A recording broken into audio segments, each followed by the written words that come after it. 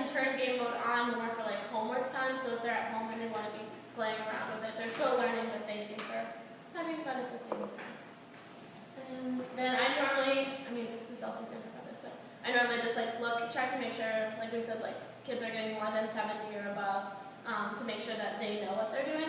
And as we go through every novel that we read, we talk about the plot and character conflicts and stuff like that. But just to make sure that they have that, so I know if I need to like reteach it with each novel that we go through, kind of thing. Are there questions? Yeah. So what we just saw, is that over a couple of days? So I did that part of the lesson in like one day, and then they had extra practice to work on it like the next day. In part because this was like the second time I had actually taught them plot. So the whole like lesson on that was like 3 or 4 days. But the first day we were reading short stories out of their like little blue reader that they have, big blue reader that they have. So that's when they were doing that, and they had to work with that plot diagram. But the study island section actually was just, we did that in one day. Okay, I guess I'm trying to say, when you first introduced plot, Yeah. what method did you use to first introduce plot? So I did that. So I showed them the video, and then we went through like that section. But then we had other practice with it then later too. So no lecture at the beginning? Well, see, my kids already know it is the thing. So like when their prior knowledge was already there. Okay. So I was like, okay, so like what's plot? And I drew like the plot diagram on the board, and they came up and they correctly labeled every section of it. So that was before you even started the study. Yeah. Okay, yeah. I was just trying to figure out if you so they did have prior knowledge. Yeah. You assessed that, and then you went on with that. Yes. Okay. Yeah. So that was, I guess this was like the very first thing. Subject was blank. So then they already knew everything that was like on it though. Okay. And the other thing that's kind of nice about this is like I mean, I call it the exposition, but when elementary school, they're like, well, it's called the beginning. I was like, okay, well, let's use a more sophisticated term now. So, I mean, but my kids already knew that diagram. So. And now this is the video.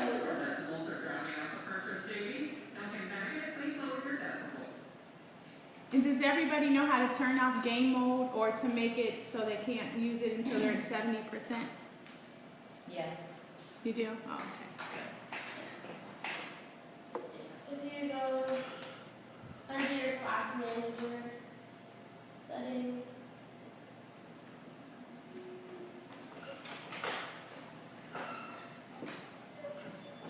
you can like edit the assignment, and then you can change the settings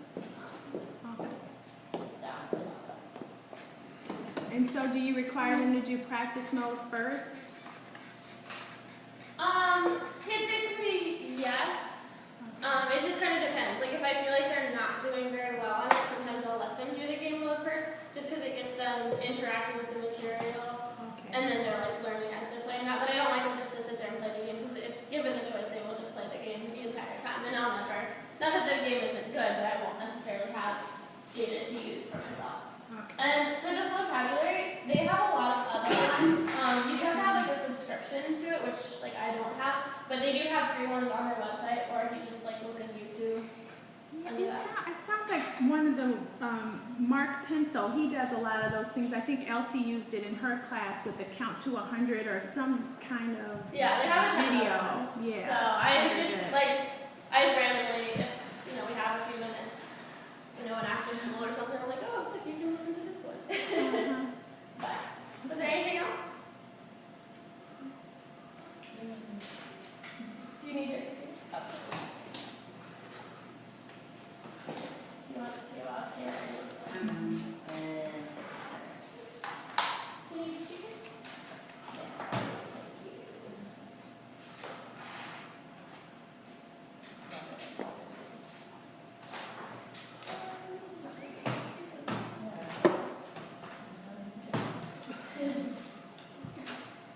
Okay.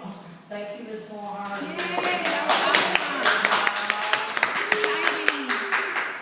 There's some more papers.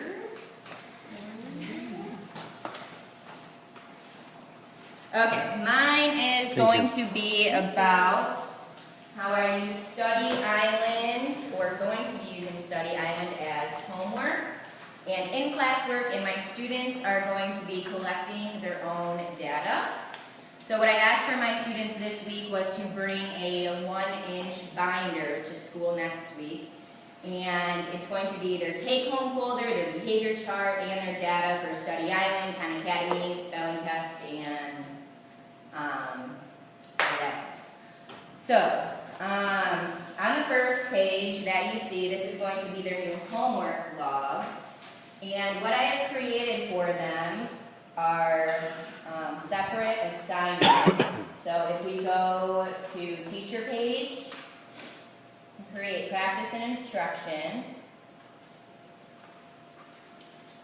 we can type in an assignment title right here. So usually I'm just going to be doing homework and then put the date, like next week's date will be 10/28 to 11/1.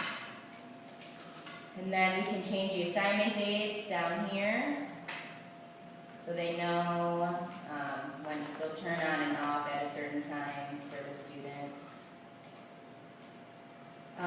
Here's where you can do the school override for the games. My students, I'll allow game mode at like 70%. So where Miss Morehart showed it, that's where it's changed to. And then you can go to assignment options. Elsie, excuse me, can you show where you set the percentage? Yes. Okay, so, yeah, let me do this one, and then we can go to, because that's what you showed, wasn't it? Yes, where it says allow game mode. And you can set. Oh, yeah, sorry, right. So yes, it's 70%. So my kids know they have to have an overall 70% to even play the games on there. And next, I have to do it twice, like 2 separate assignments, one for math and one for ELA. So first, I already created that one, but we'll just do it again. And then I can click on 3 topics that we'll be working on that week. So counting numbers, we can do place value, and adding and subtracting. So that are some of the tools that we're working with right now. And it's nice because you can even individualize. So once I see that students are meeting or exceeding topics, I can just choose different students for different standards that they can work on. So not all of them have to do the same 3 every week. So I can choose some of my lower students for help for the addition strategies and just push save and exit. So only these 4 students are going to see this homework assignment.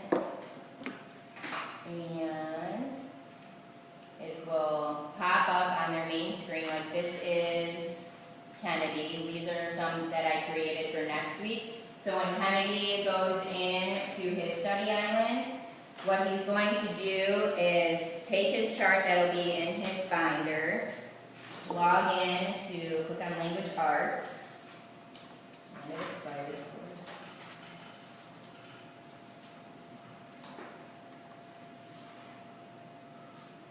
So he's going to go under Miss Elsie.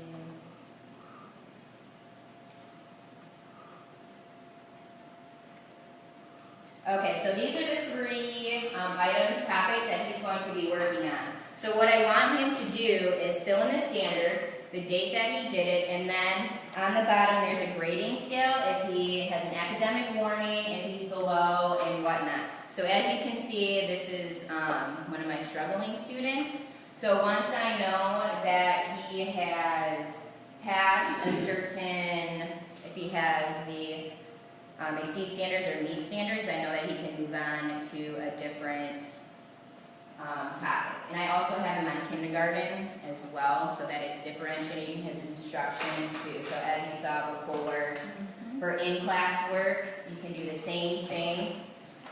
I'm going to have it a little different because my kids during rotations, they have to do 3 tests before they can even play games. So they'll have different dates and grades with their standards. So they might do the same standard 3 times throughout the week, and hopefully they'll be increasing their grade to meeting standards. So like Kennedy during the day can click on kindergarten ELA, he knows it's a little bit easier for him, he's not struggling. So a couple of these, he's meeting the standards, so I know that he can move on to the 1st grade level for those, because I also have beginning and ending sounds in 1st grade. So I know that he doesn't have to keep working on the same topic. And I also put on there, I don't know if I'm going to use this for sure or not yet, or how I want to use it, but the next couple pages are recording for me. So every week at the end, I print out the reports, and I can see on there if their percentages and if they are meeting the standards. So if I go back, go ahead. What are you seeing so far? Are there, Well, this is going to start next week. These are my ideas of how they're going to be. so you can Reporting find out. start. Right, exactly. So this is kind of like a sink or swim for me. So if it's not working out, I'm going to change how they write it down and how they are implementing it. For right now, I think this might be the easiest way for them, just writing it down and seeing visually if they're meeting the standards or if they are exceeding the standards Now, as what do you well. do for the kids that, what are your plans to do with the kids that don't have the technology at home? They do it during, Well, they can do it during center rotations, or hopefully teachers will allow them to do it after school, because a lot of my kids do stay after school. I only have 2 that don't. Yes, Ms. Ellis. Sometimes what I do, because I have several students that don't have access to technology, you can also print out the lesson like Ms. Moorhart showed in her activity. Printing out the questions. Right. You can print out the questions and have them do it on paper, or either, like you said, when they come in the morning, or they have that free time or that room Right. available, then they can do it in class. But I don't penalize the students who don't have the technology. But several parents like, I don't have a laptop, I don't have anything. but then you have to take the scores and plug them in manually, correct, in order to track their progress. Mhm. So you have to practice that pretty often. So, Ms. Elsie, Yes. you don't, so this is outside, this is what you require outside of what you guys do during the school day? Right. Okay. So this is just going to be, I might even have the same standards during class and after school. Just the more practice that they had increases their level of the academic standards. So even if like 1 or 2 of the standards are the same during my center rotations, it's not going to matter, because I still have students that are at 50–60% for some standards, and I need that to be raised. So the more they work on it, the better they're going to get for that part. And then when you see that they have academic morning in certain areas, you like use that small group to Exactly. teach them? Okay. Yeah, so and then that'll help me regroup my kids when I regroup them like every 2 or 3 weeks. Like right now, I'm regrouping them for next week already. So, and that way I can focus on, like you said, I have small group attention where I'm working with 3 or 4 kids for 10 or 15 minutes for math and reading. So that'll help me know what tools I can use for them. And the way that they get motivated is the blue ribbons. So on the back, I simply just copied and pasted a bunch of blue ribbons, and in the hallway they have a chart. So every Friday I print out a blue ribbon report, which is like the second report under school. And during their morning work time, the first thing they do, I print out the report Thursday, and then Friday morning before they start their morning work, they're going to color their ribbons that they earned and post them on the chart outside. And then I'm trying to think of like some reward or something that if they get a certain amount of ribbons, like stickers or moving up on a pin chart or prize box. So they love to do that and see how many ribbons they earn for the week. And even if they can see on here when they earn ribbons, and they tell me all the time, it sounds like I got a blue ribbon, woo! So, You could also invite the principal down, give me a heads up, and then I could do something that would be a reward. I'd be happy to do. perfect. Yeah, so I just print out this report every Thursday.